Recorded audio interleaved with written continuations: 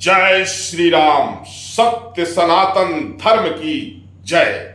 अयोध्या से मैं तपस्वी छावनी पीठाधीश्वर जगत गुरु परमहंस आचार्य। इस समय कुछ राक्षस सनातन धर्म को समाप्त करने के लिए बहुत बड़ा षड्यंत्र कर रहे हैं, लेकिन दुर्भाग्य है कि जो सनातन धर्म को मानने वाले लोग हैं वो कब समझेंगे।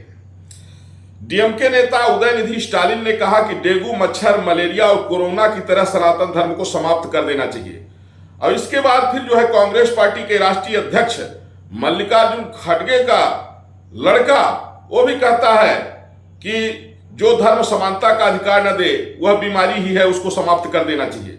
और एक डीएमके नेता ने तो हद पार कर दी, उसने कहा कुष्ठ और एचआईवी जैसे सनातन धर्म को समाप्त कर देना चाहिए।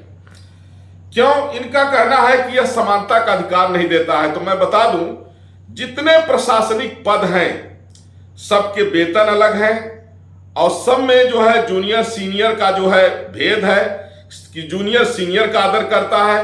अगर सबकी वेतन एक हो जाए, सबका पद एक हो जाए तो व्यवस्था बिगड़ जाएगी। दूसरी बात कि जो जानवर हैं जैसे कुत्ता है, गधा है, सुगर है, ये अपनी पत्नी से भी बच्चा पैदा कर लेता है, मां से भी बच्चा पैदा कर लेता है, अपनी बहन से भी बच्चा पैदा कर लेता है और अपनी बेटी से भी बच्चा पैदा कर लेता है, क्योंकि वो जानवर है।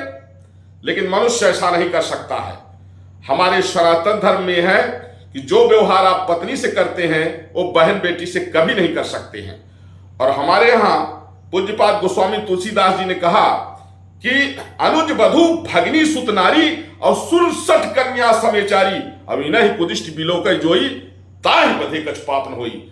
मतलब भाई की पत्नी, बहू, बेटी और बहन को जो कुदृष्टि से बिलोकता है उसका वध कर देना चाहिए, उसके वध करने में कोई पाप नहीं होता है। अब कुछ राक्षस ऐसे हैं कि जो अपनी बहन को ही पत्नी बनाना चाहते हैं, अपनी बहन को पत्नी की दृष्टि से देख रहे हैं। उन राक्षसों को सनातन धर्म से इतराज है। इसलिए जितने सनातन धर्मावलंबी हैं समझें, क्योंकि हमारी संस्कृति भारतीय संस्कृति है, हमारा इतिहास भारत से है, इंडिया से नहीं।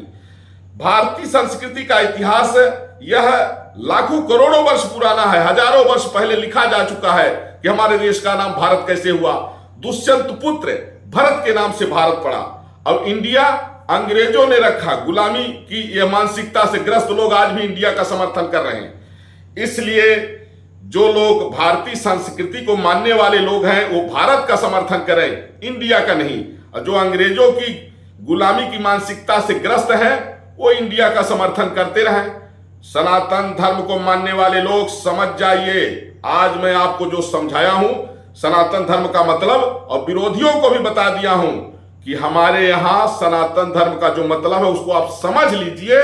और एक बात समझिए कि जिस दिन आपको सनातन धर्म का मतलब समझ में आ जाएगा उस दिन आप इस घृणित मानसिकता से, इस पाशवी जीवन से आप घर वापसी करके मनुष्य बनने का प्रयास शुरू करोगे।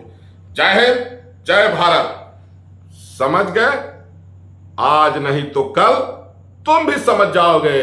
वंदे मातरम। भारत माता की जय।